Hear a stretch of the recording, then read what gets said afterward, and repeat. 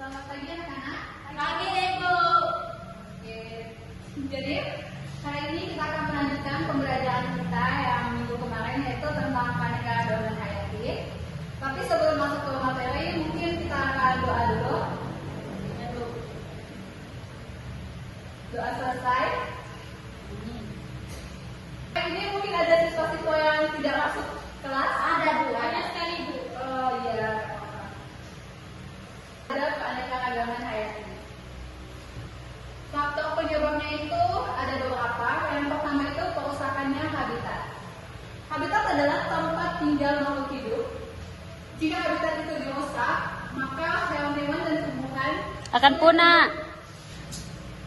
sulit untuk bertahan hidup.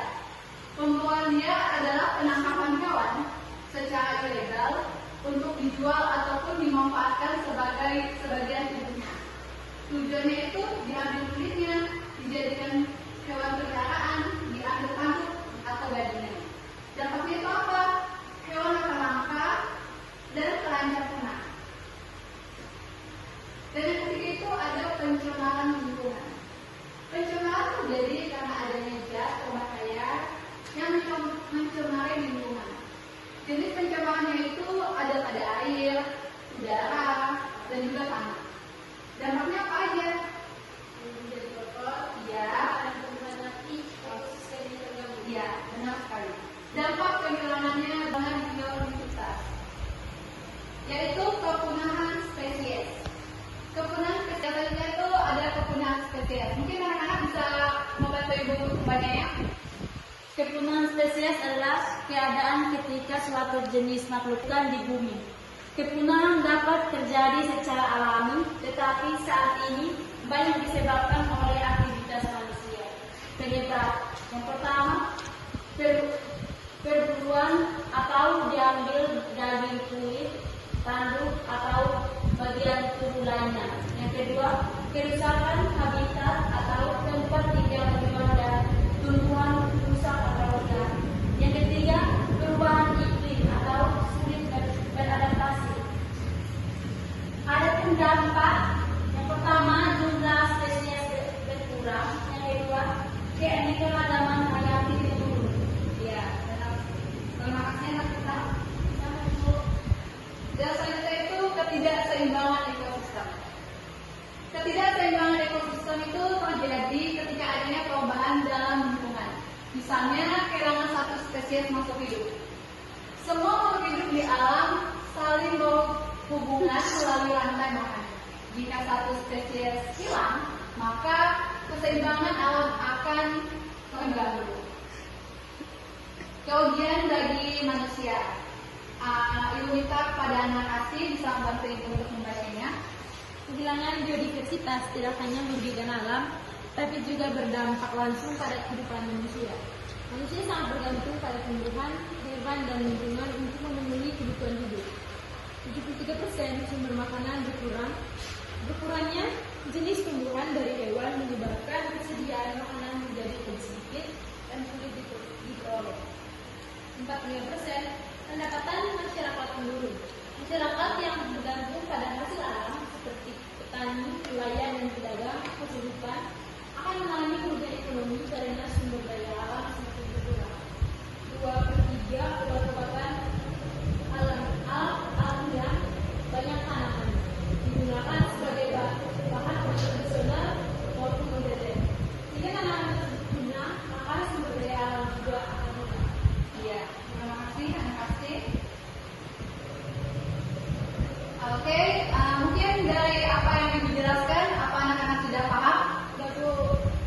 Karena anak-anak sudah paham, di sini ibu ada tugas ya. Tugasnya itu berkelompok. Satu kelompok itu terdiri dari 2. Kalau misalnya ada pertanyaan yang tidak dipahami, bisa ditanyakan sama ibu ya.